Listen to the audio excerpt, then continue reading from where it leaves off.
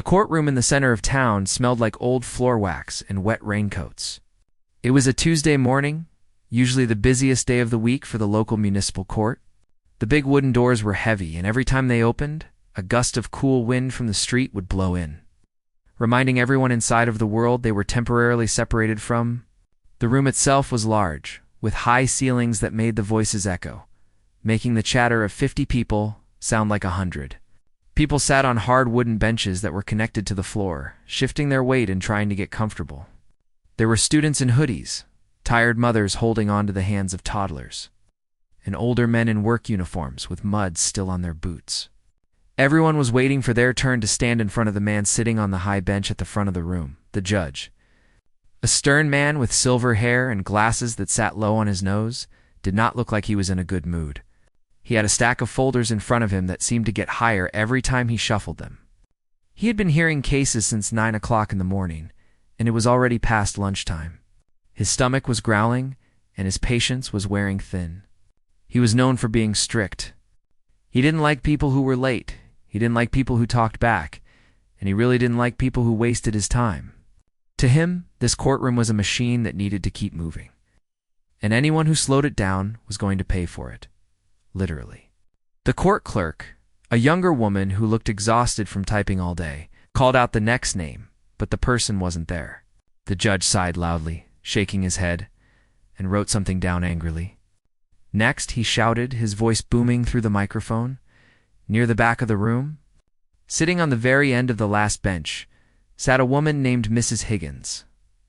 She was 64 years old, with soft white hair pulled back into a neat bun. She was wearing a pale blue raincoat and a dark dress underneath, looking very out of place among the noisy crowd. She looked like someone you would see working in a library or gardening in her front yard, not someone waiting for a court hearing. On her lap, she clutched a small, worn leather purse tightly with both hands. She wasn't looking around at the other people like everyone else was. She was staring straight ahead at the back of the man in front of her. Looking calm but focused, Mrs. Higgins was actually very nervous. This was her first time ever being in a courtroom. She was a retired school teacher who had spent her life trying to help children learn to read and write. She never sped, she never got into fights, and she certainly never broke the law. But 2 weeks ago, a strong storm had knocked down a large tree branch in her front yard. The branch fell onto the sidewalk. She had been sick with the flu for 3 days, lying in bed with a high fever, unable to go outside. By the time she felt better, a city inspector had already come by, taken a photo, and mailed her a ticket for failure to maintain safe premises. The fine was small, but to Mrs. Higgins, it was the principle of the thing. She didn't have the money to pay it without skipping her grocery shopping for the month. She felt it wasn't fair because she was too sick to clean it up. So there she sat. The courtroom was incredibly loud. A baby was crying 3 rows up. 2 teenagers were whispering and laughing behind her. A man on the other side of the aisle was explaining his story very loudly to a public defender. All this noise was making it very hard for Mrs. Higgins to concentrate. She reached up with her left hand and gently tapped the small beige hearing aid that sat tucked behind her ear. It wasn't working perfectly today. The batteries were running low. It kept making a high-pitched whistling sound that hurt her head. But if she turned it down, she couldn't hear anything at all. She tried to adjust the volume wheel, but her fingers were shaking slightly. The judge was moving faster now. He was dismissing cases quickly, telling people to pay the fines at the window and leave. He was on a roll, wanting to clear his docket before the day ended. He looked like a man on a mission, his gavel tapping rhythmically on the wooden sound block. The energy in the room shifted as people realized he was speeding things up. Some people looked relieved, knowing their turn would come soon, and they could get back to work. Others looked terrified that they wouldn't have enough time to explain their side of the story. Mrs. Higgins took a deep breath and whispered a silent prayer that she could just explain about the flu and the branch. Finally, the court clerk looked at her computer screen and typed for a moment. Case number 449, the clerk called out into the microphone. Mrs. Higgins, regarding property maintenance violation? Mrs. Higgins stood up slowly. Her knees cracked a little bit as she straightened her dress. She felt all the eyes in the room turn toward her. She walked down the center aisle, her shoes making a soft clicking sound on the tiled floor. She felt small walking toward the large judge's bench, which was raised up high on a platform like a stage. The wood of the railing was polished and shiny, and she held on to it as she stepped into the well of the court. The judge didn't look up from his paperwork right away. He was scribbling a note on a file, looking annoyed by a phone call he had just taken. When he finally looked down, he saw an elderly woman standing very still, looking at him with wide eyes. She didn't walk with the swagger of the usual troublemakers he saw. She stood there quietly, waiting to be addressed. "State your name for the record," the judge said. Speaking fast, Mrs. Higgins heard the words, but they sounded muffled, like he was speaking through a thick wall. The static in her hearing aid was getting worse. "I'm sorry, could you?" She started to say softly, her voice trembling just a little. She leaned forward slightly, trying to read his lips. The judge stopped. He hated when people didn't answer the first time. He prided himself on running a tight ship. He looked over the rim of his glasses, his eyes narrowing. "I said, state your name," he repeated, this time with a sharp edge to his voice. The room went instantly quiet. The crying baby stopped for a second, and the teenagers stopped laughing. Everyone sensed the change in the mood. Mrs. Higgins heard the change in his tone, and it made her heart beat faster. She panicked for a second. Was she supposed to say, "Your Honor"? Did she say the wrong thing? She just wanted to tell him about the tree. "My name is Mrs. Higgins," she said, but she spoke a split second too late. Interrupting his own thought process, the judge let out a heavy, audible sigh, throwing his pen onto the desk. He looked at the clock on the wall, then back at her. He didn't see a sickly old woman with a hearing aid. He saw someone who was wasting his time. He saw someone who wasn't taking his court seriously. In that moment, his ego took over his judgment. He didn't ask her why she hesitated. He didn't look at the worry on her face. He just saw another person in a long line of people he had to deal with, and he decided to make an example out of her. The air in the room grew heavy, and the people watching held their breath. Sensing that something very wrong was about to happen, Mrs. Higgins stood there, clutching her purse. Unaware that her silence was about to cost her dearly, the judge stared down at Mrs. Higgins from his high chair, his face turning a shade of red that clashed with the dark wood of the bench. He didn't like being interrupted, and he certainly didn't like having to repeat himself. To him, court was not a place for confusion or hesitation. It was a place for answers. He looked at the woman standing before him, expecting her to look fearful or apologetic. Instead, she looked a bit dazed, her eyes slightly unfocused as she tried to process the sounds coming through the static in her hearing aid. She leaned in a little closer to the microphone, hoping to catch his next words. "Did you hear what I said? Or are you daydreaming?" the judge asked, his voice booming through the speakers. It was a harsh question, meant to embarrass her into paying attention. The people in the back rows stopped whispering entirely. The mood in the room had shifted from boredom to tension. When someone upset the judge, everyone suffered because he usually took it out on the next few people. But today, he was focused entirely on the woman in the pale blue raincoat. Mrs. Higgins blinked rapidly. Through the loud buzzing in her ear, she caught the word daydreaming. She felt a flush of heat rise up her neck. She was a retired teacher. She knew the importance of listening. She wasn't trying to be rude. She opened her mouth to speak, to explain that she was sorry and that she was ready to proceed. But before she could get a single word out, the judge raised his hand to stop her. He had already decided that she was being defiant. In his mind, there was no other reason for a person to stand there silently when spoken to. "I do not have time for games," the judge snapped, shuffling the papers in front of him, as if looking for a reason to get rid of her. "You are here for a simple property violation. This is the easiest kind of case to resolve. Either you pay the fine, or you tell me why you shouldn't. But standing there staring at me is not an option." We paused, waiting for her to argue or to beg. But Mrs. Higgins was still trying to clear the static from her ears. She had turned the volume up. And now, the squealing noise was so painful, she winced visibly. Seeing her wince, the judge misinterpreted the expression entirely. He thought she was rolling her eyes at him. It was a small misunderstanding, but in the heat of the moment, it was like throwing gasoline on a fire. His eyes narrowed into slits. "Do you find this funny?" he asked, his voice dropping to a dangerous, quiet level. "Do you think the city ordinances are a joke? Do you think my time is a joke?" Mrs. Higgins finally caught the word joke. She shook her head quickly, her hands gripping the railing so hard her knuckles turned white. "No, sir," she said softly, her voice barely audible over the hum of the room's air conditioner. "I would never." "Then speak up." The judge roared, slamming his hand on the desk. The sound echoed like a gunshot, causing the court clerk to jump in her chair. A young man near the front dropped his phone on the floor. The sudden explosion of noise was terrifying. Mrs. Higgins's heart skipped a beat. She was trembling now. This wasn't the courtroom she had read about in books.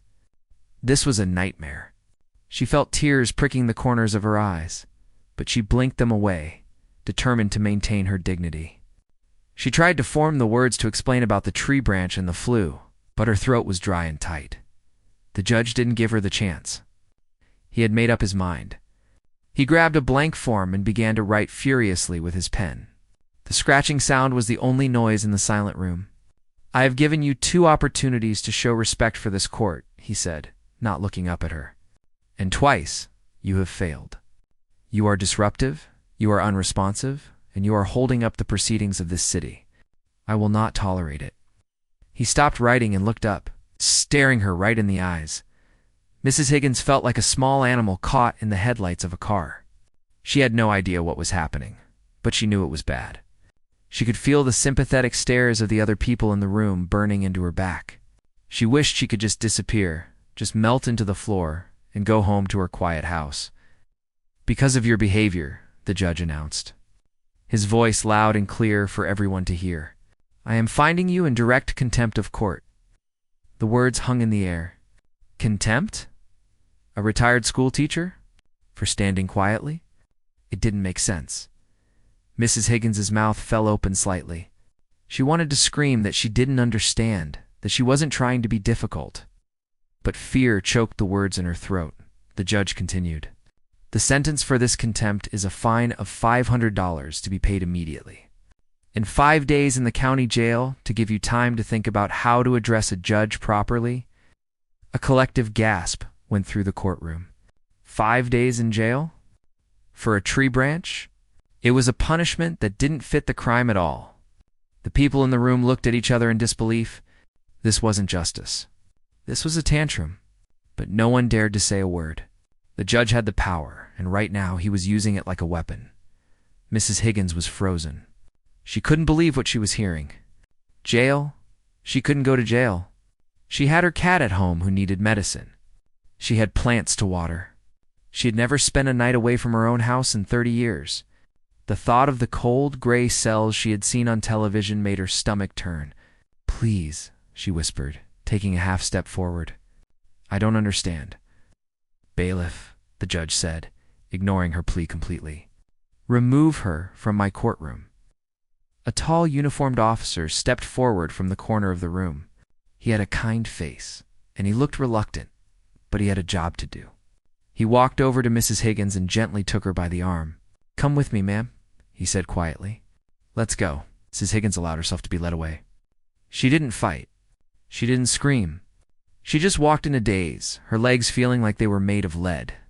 She could hear the whispers starting up behind her as she walked toward the side door. She could feel the judge's eyes burning into her back as she retreated. It was the ultimate humiliation. She had lived a life of respect and order, following every rule. And now she was being treated like a common criminal as the heavy door closed behind her. Cutting off the sounds of the courtroom, the reality of the situation began to set in. She was in the custody of the state. She was being processed. She was going to be locked up. And the worst part was, she still didn't know exactly why. All she knew was that she had tried to listen, and her ears had failed her, and the man in charge had decided to punish her for it in the courtroom. The judge shook his head, trying to clear his annoyance, and grabbed the next folder.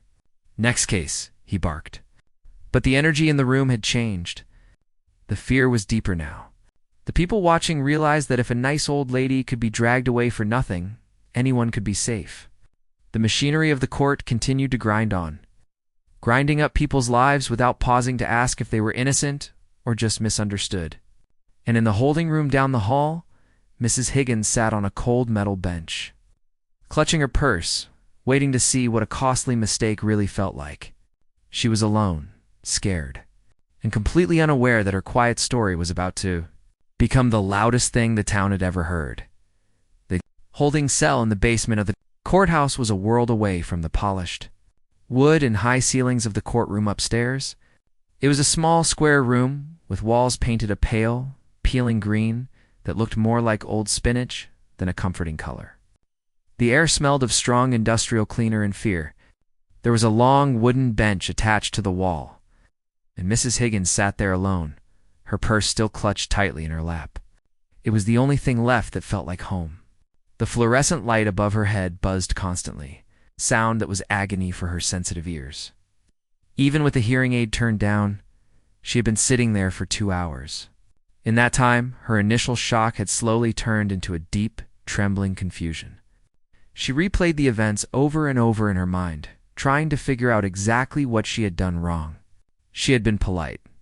She had stood when she was supposed to. She had tried to answer. But every time she thought about the judge's angry face, she felt a fresh wave of anxiety wash over her. She looked at the metal door that separated her from the hallway, wondering if she would ever see her garden again. The tears she had held back in the courtroom were finally falling, making wet spots on her pale blue raincoat outside in the busy city. The wheels of the rumor mill were beginning to turn much faster than the wheels of justice. The courtroom had been full of people, and in today's world, nothing stays secret for long. A young law student who had been sitting in the back row, serving cases for a class assignment, hurried out of the building. He couldn't believe what he had just witnessed. He pulled out his phone and called a friend who worked at the local newspaper. "You won't believe this," he said, his voice shaking with excitement and anger. "The judge just threw a harmless old lady in jail because she didn't hear him." Meanwhile, at the police station across the street, the officers were processing her paperwork. The arresting officer, a big man with a gentle demeanor, looked down at the form on his desk. He had to write down the reason for the arrest. He hesitated, his pen hovering over the paper. "Contempt of court," he muttered to himself, shaking his head. He had seen criminals walk out of that courtroom with a slap on the wrist for stealing cars or fighting in bars. But this little old lady, she looked like she should be baking cookies, not sitting in a jail cell. He typed her name into the computer to check for any previous record. The screen flashed back. No prior record. He clicked on a secondary database. Just out of curiosity to see if he could find an address or emergency contact, what popped up made his eyes go wide. It wasn't just a simple address. The system flagged her name with a note that said "Special Note Municipal Benefactor." He frowned and did a quick internet search on the station computer. There, in black and white, were dozens of articles from the past 20 years. The woman sitting in his holding cell wasn't just a retired teacher. It turned out that Mrs. Higgins was the widow of a very respected judge who had served on the bench decades ago. A man known for his fairness and kindness. But that wasn't all. For the last 30 years, she had quietly volunteered at the city's main library. More importantly, she was the founder of the Bookworm Fund, a charity that donated thousands of dollars every year to buy books for children who couldn't afford them. She had personally paid for the reading rugs in the children's section and the new computers in the reference room. She had even helped raise money for the new police station community center years ago. The officer sat back in his chair, stunned. He looked at the door leading to the cells. He realized that the woman currently sitting on a cold wooden bench was one of the city's biggest unsung heroes. She had given hundreds of thousands of dollars to this city, and she had dedicated her life to making it a better place. And now, because of one grumpy man in a robe, she was being treated like a criminal. The overgrown lawn wasn't about laziness. It was because she lived alone in that big old house and had been too sick to keep up with it. Back in the cell, Mrs. Higgins was trying to stay calm, but the cold was seeping into her bones. She took off her hearing aid to clean it, rubbing it on the soft fabric of her dress. Without it, The world was completely silent. She felt isolated in a way she never had before. She thought about the library she loved so much. She was supposed to go there tomorrow to read to the toddlers. She wondered who would take her place. She wondered if they would notice she was gone. She closed her eyes and imagined the smell of old books and the sound of children laughing, letting that memory keep her warm. Suddenly, the heavy metal door clicked and swung open. A police sergeant walked in. He wasn't the same officer who had booked her. He looked serious, but his eyes were soft. He walked over to the bench and stopped in front of her. Mrs. Higgins looked up, startled, and quickly tried to put her hearing aid back in. "Ma'am," the sergeant said gently, "I need to ask you something, and I want you to be honest with me." He held out a piece of paper. It was a printout of a photo from a newspaper article. The photo showed Mrs. Higgins, 10 years younger, standing next to the mayor, cutting a ribbon at the library. "Is this you?" Mrs. Higgins squinted at the paper and then nodded slowly. "Yes," she said, her voice raspy from disuse. "That was a long time ago. We opened the new wing." The sergeant sighed and ran a hand through his hair. He looked angry, but not at her. "Do you know who the judge was that sent you down here?" Mrs. Higgins shook her head. "I don't know his name," she said softly. "He seemed like a very angry man. He said I was daydreaming." The sergeant swore under his breath, a very quiet sound that Mrs. Higgins didn't catch. "Ma'am, that man has made a terrible mistake. A big mistake." He sat down next to her on the bench, which was unusual for a police officer to do with a prisoner. "We know who you are. We know what you've done for this city. And frankly, everyone downstairs is in an uproar. You shouldn't be here. You should be at home resting." Mrs. Higgins looked at him, her eyes wide with confusion. "But the tree branch," she said, and I didn't answer fast enough. "Listen to me," the sergeant interrupted, but he kept his voice kind. "That doesn't matter now. What matters is that we are going to get this fixed. But it might take a little time, because the judge has already signed the order." He stood up, looking determined. "I'm going to make a phone call. I'm calling the public defender's office, but I'm also calling the mayor's office. They know you down there. They know your husband's name. Trust me, this is going to blow up in that judge's face very soon." As he walked out, Mrs. Higgins sat there, feeling a tiny spark of hope. She didn't care about herself as much as she cared about clearing her name. She had spent her entire life teaching children that right makes might and that the truth matters. She didn't want to die in a jail cell with people thinking she was disrespectful. She wanted the world to know that she was just a hard-of-hearing old lady who loved her town. Outside, the story was spreading like wildfire. A reporter had picked up the tip from the law student. The headline was already being drafted online: "Local hero jailed for silence." People on social media were sharing the story, expressing outrage. "She taught me to read," one person commented. "She bought my son his first backpack," wrote another. The tide was turning, and the wave of public opinion was about to crash down on the courthouse. Washing away the judge's bad mood with the force of a hurricane, the quiet woman was about to become the loudest voice in the city. Asterisk the situation inside the courthouse began to feel like a pot of water that had been left on the stove for too long. It was boiling over, and the lid was about to fly off.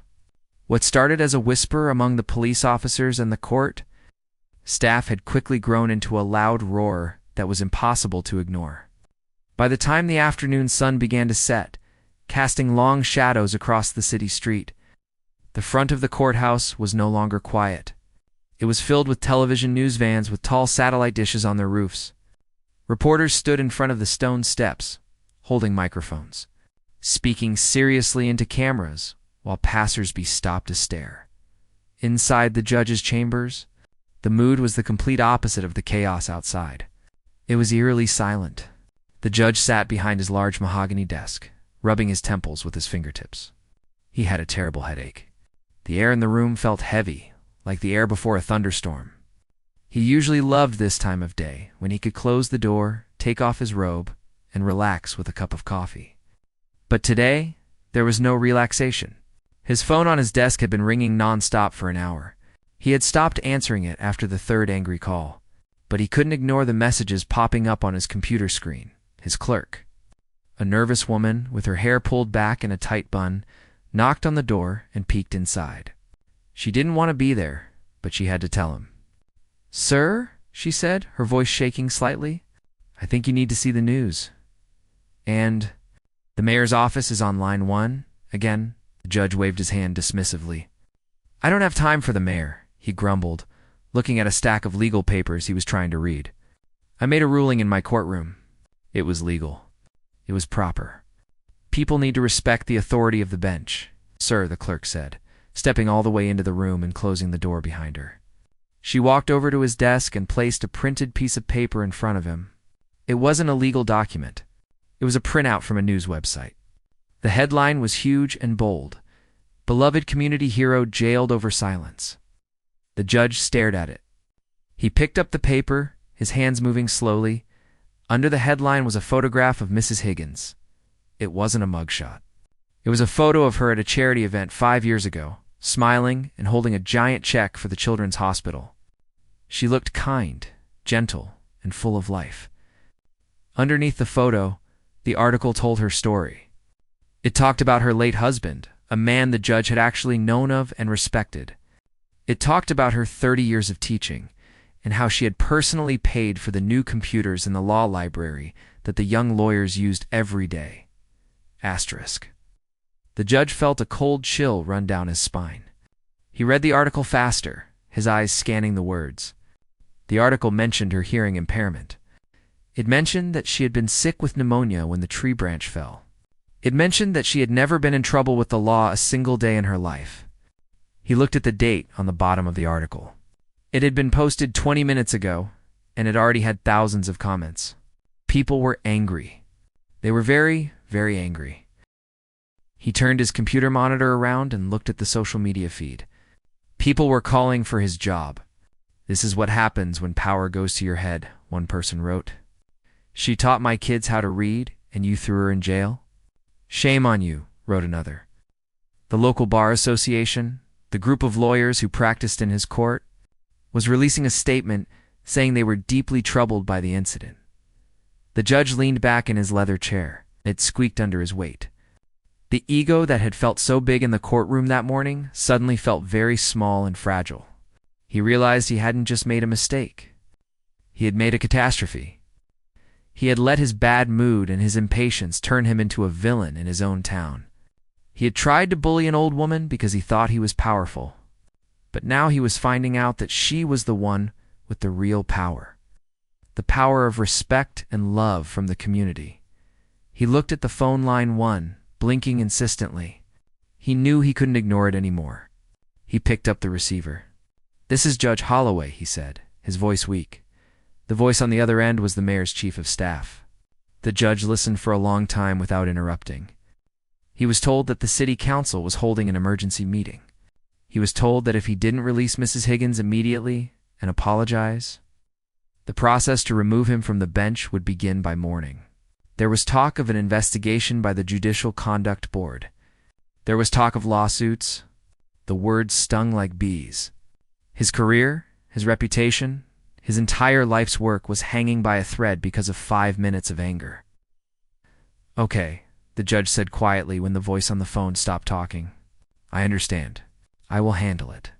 He hung up the phone and sat there for a long time. He looked out his window at the street below. He could see the flashing lights of the news cameras. He felt sick to his stomach. He had always wanted to be a judge because he wanted to bring order to chaos. He wanted to be fair. But today, he had been the chaos. He had been unfair. The realization was a heavy weight on his chest. He wasn't just a judge who made a legal error. He was a bad person in that moment.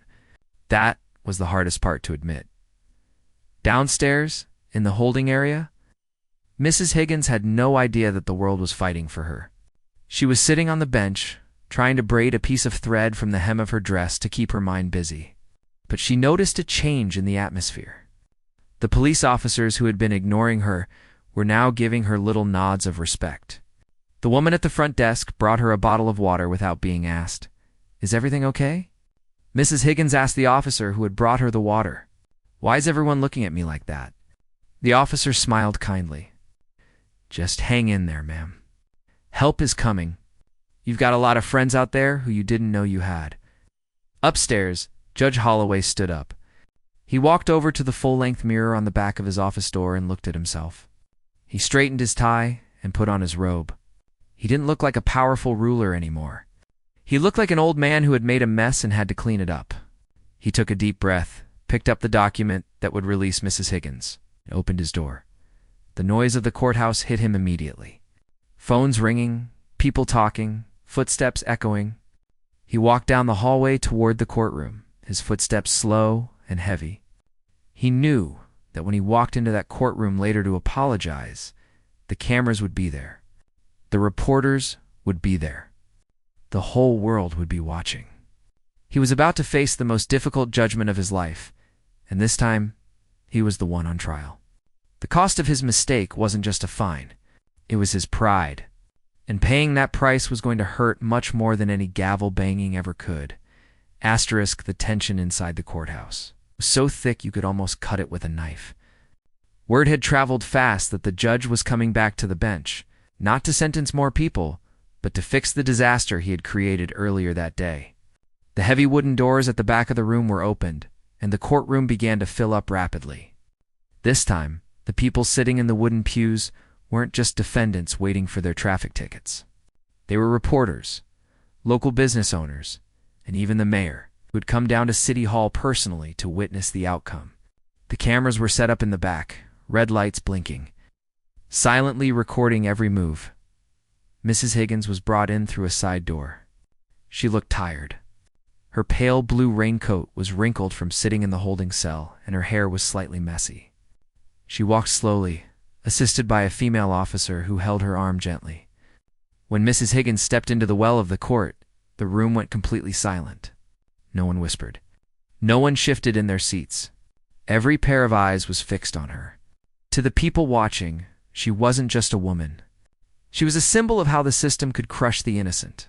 She looked small and fragile against the backdrop of the high, opposing judge's bench. A moment later, the door behind the bench opened, and the judge walked in. He didn't look the same as he had that morning. There was no strut in his step. His shoulders were slumped forward, and his face was pale. He avoided looking at the cameras or the crowd.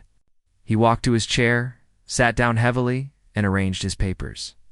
He cleared his throat, but the sound was weak and shaky. He picked up a piece of paper, his written apology, and looked down at Mrs. Higgins. For a few seconds, he just stared at her. He saw the kind face he had yelled at. He saw the hearing aid he had ignored. The weight of his own ego suddenly felt incredibly heavy. "Miss Higgins," the judge began, his voice echoing in the quiet room. He stopped and cleared his throat again, trying to find the strength to speak. "I have reviewed the circumstances of your case from this morning, and after speaking with others about who you are and what you have contributed to our community, I realized that a terrible mistake was made." Paused, looking down at his hands. "The law is a powerful tool, but it must be wielded with patience and mercy. I showed you neither. I mistook your silence for disrespect, and I let my own frustration cloud my judgment. I failed you, and I failed the principles of this court." The judge stood up. It was a sign of deep respect to stand while addressing someone in the court well. "I am vacating the contempt charge immediately. The fine is waived. You are free to go." He took a deep breath and continued, his voice cracking slightly. "But more than that, I want to offer you a personal apology. There is no excuse for my behavior. I treated a distinguished member of this community like a criminal. I hope in time you can find it in your heart to forgive me." The room was dead silent as he sat back down. It was a stunning moment. Judges rarely apologized, especially not in public, and especially not with such sincerity. It was a humbled man speaking, not a ruler. Then, all eyes turned to Mrs. Higgins. The reporters leaned forward, waiting for her to shout, to cry, or to scold him. They wanted drama. They wanted a story of anger. But that is not who Mrs. Higgins was. She was a teacher. She was a woman who had spent her life fixing problems, not making them worse. She stepped closer to the microphone. She reached up and adjusted her hearing aid, making sure she could hear her own voice. She looked at the judge, and to everyone's surprise, she smiled. It was a sad, small smile, but it was a smile nonetheless. "Judge," she said softly, her voice carrying clearly through the speakers. "I accept your apology." A murmur of surprise went through the crowd. "We all have bad days," she continued. "I know the pressure you are under. I was scared today and I was confused because my ears weren't working right. But I don't hold a grudge. Anger is a heavy thing to carry around for an old lady." She looked out at the crowded courtroom. "I just want to go home to my cat in my garden. I hope that from this, something good can happen. Maybe next time, before anyone gets angry, we can all try to listen a little bit better. Because sometimes silence isn't empty. Sometimes silence is just someone waiting for a chance to be heard." With that, she turned around and walked away. She didn't look back at the judge. She didn't wave to the cameras. She just walked out the side door with the officer, a quiet woman, leaving a loud storm behind her. As the days passed, the story didn't just fade away. It became a legend in the town. But it wasn't a story about a bad judge. It was a story about a good woman. The judge, for his part, did not return to the bench. A week later, he announced his early retirement. He issued a statement saying that the incident had made him realize he had lost the patience required for the job. He packed up his office and left the public eye, moving to a quiet house by the lake to spend his days, thinking and reflecting. The costly mistake wasn't just the end of his career. It was the breaking of his pride. He had learned a lesson that no law school could ever teach, that power without empathy is cruelty. Mrs. Higgins returned to her routine. The city came out to her house the very next day to clear the tree branches and fix her fence. They refused to take any money for it. When she went to the library, people stopped to shake her hand. Children she had taught years ago, now grown up with her own kids, came to visit her. She became a local hero, not because she was arrested, but because of how she handled it. In the end, the courtroom changed, too. The new judge who took over was known for being kind and patient. And on the wall of the judge's chambers, behind where the judge sits, there is now a small plaque. It doesn't have a list of laws or a gavel on it. It simply has a quote that Mrs. Higgins is famous for saying in her classroom years ago: "Listen to understand." Not just to reply. The story of the quiet woman and the angry judge serves as a reminder to everyone in town that justice isn't just about fines and jail time. It's about humanity. It's about looking at the person standing in front of you and seeing their heart, not just their crime. And it taught everyone that sometimes the strongest thing you can do is not to fight back, but to forgive. It turned a Tuesday morning disaster into a lifetime lesson for the entire city. And every time the judge passes the courthouse on his way to the grocery store, he lowers his head, remembering the day he learned that kindness is the only law that truly matters.